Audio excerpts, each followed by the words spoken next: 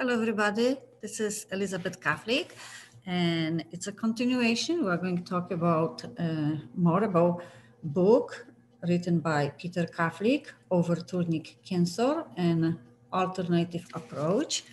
And when Peter does presentation, people will ask when he talks about diet and what he eliminates from his diet, what he ate, and he talks about 4 basic food you need to avoid when you have a cancer, and which is salt and sugar and flours and meat. And of course, flours means everything made using flours. So people will ask, so what to eat? If you eliminate flours, means no bread, no rolls, no cake, and then sugar. It's a lot of sugar in a cake and cookies, and so what to eat? So I decided to give you some idea what Peter eats, and he eats very, very simple.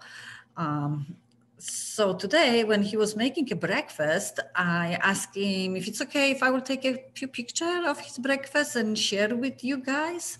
So I'm going to show you the picture. So let me share the screen. Okay, so today's presentation is Peter's breakfast. So he eats, he uses 1 piece of bread, and he eats only Ezekiel bread. And the next slice, I have recipes, and the recipes is in a book too. So we will talk more about this Ezekiel bread. And what he put pesto. It's a homemade pesto. I grow my own basil. And then I grow enough, so I will freeze. So I have enough for whole winter, and I will make my own pesto. So this is what we eat if we eat sandwich. So then he will spread the pesto and a garlic. He eats a lot of garlics, which at some point I have to tell him, please stop, because garlic is very good for us and very healthy. But if you eat too much, actually accumulates in your liver, and then you start to smell through the skin. So soon I started smell garlic. Then I said, please stop. So he will stop for 1 week, and again he will take the garlic, and he thinks this garlic keeps him alive, and I believe him. He's very lucky that he can eat raw garlic. Not everybody can, because sometimes I think if maybe we have a problem with the liver and it's too heavy on a liver, so we don't feel good when we eat raw garlic. And then I guess he can. I use a lot of garlic when I cook. And whatever I do, it's onion and garlic. And during summer, we eat a lot of chives because we have in a garden. Okay, so you have bread, it's a pesto, garlic. So let's talk more about the Ezekiel bread. So I copy and paste this part from his book. And it's amazing because we talk with some couple from Canada, and the husband had a cancer, and of course the wife, he was taking care of him. And actually when we spoke, she said, this bread, it's so wonderful. I love it. And I bake and I didn't have any problem, which I was like, wow, I admire her. And I said, oh, you do bake this bread? And actually, I'm planning to start and make the bread, because every time when we go to store, and you buy the Ezekiel bread in a frozen section, because it's made from the seeds, and you have to keep in a refrigerator, because otherwise it will spoil very fast. And I'm thinking to start make this bread, because every time when we go to store, and it's more expensive. So I don't work anymore. I'm at home, so why not? So I'm planning to. Okay, so take wheat and barley, beans and lentils, millet and spelt, put them in the same dish and prepare the bread for yourself. This type of bread is a living food in which valuable enzymes have been preserved.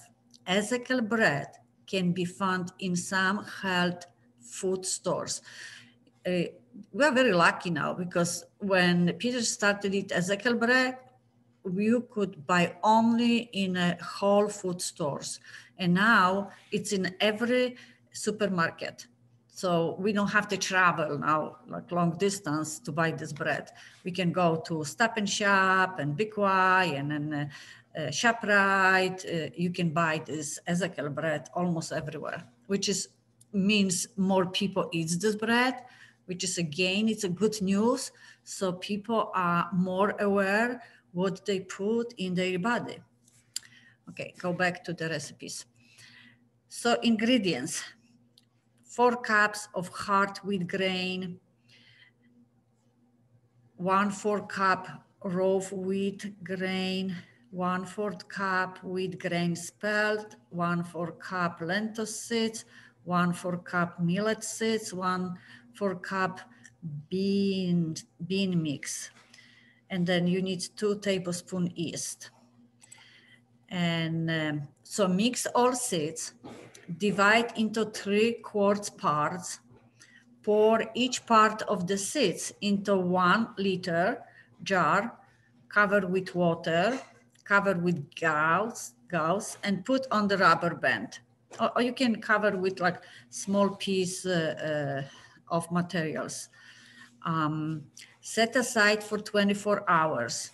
Next day, pour the water out of the jars, rinse the grain, and drain well. Dry seed portions should be primed with clean water and allowed to stand for 24 hours. Repeat the process on the following days until tiny sprouts appear. Then the seeds are suitable for making bread. Pour water out and drain off well.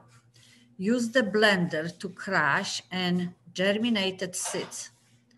The shredded seeds, when taken out, should resemble heavy dough from which bread can be baked. Bake at 180 degrees, 30 to 40 minutes. So you don't have to make the bread by your own. You can buy at store. So now this is how his sandwich looks. So it's a piece of bread and pesto.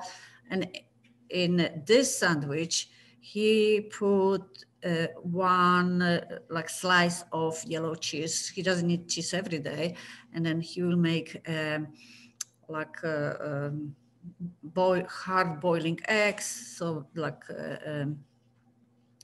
he will eat eggs, and then sometimes I will make a paste and mix with mayonnaise and put a lot of celery. And then today he has some slices of tomatoes. During summer we eat a lot of tomatoes because I grow my own tomatoes, and he eats almost every day avocado. The avocado is very good, which I'm going to talk more about avocado later on, because actually we eat not only avocado, but the seeds, avocado seeds. So I'm going to make another short movie, what I do with this avocado seeds. And then you can see the radish. So it's not every day the same vegetables, but he eats a lot of raw food. This is what he writes in the book. If you will eat 80% raw food and 20% of cooked food, then it's no way you can be sick. And plus, every day he will have like a small bowl of lettuce. Yeah, we will say, oh, for breakfast? Yes, he does for breakfast. I don't eat a lot of lettuce for breakfast. I love lettuce with my lunch. But everybody different. So now you have the idea how his breakfast looks. So let's tapping share the screen. Okay. And if you have any questions, please give me some ideas. What would you like to know? And please subscribe my channel. My channel, if you search, my channel is Ella Catholic, OLC. And that's it for today. So see you soon. Thanks. Bye.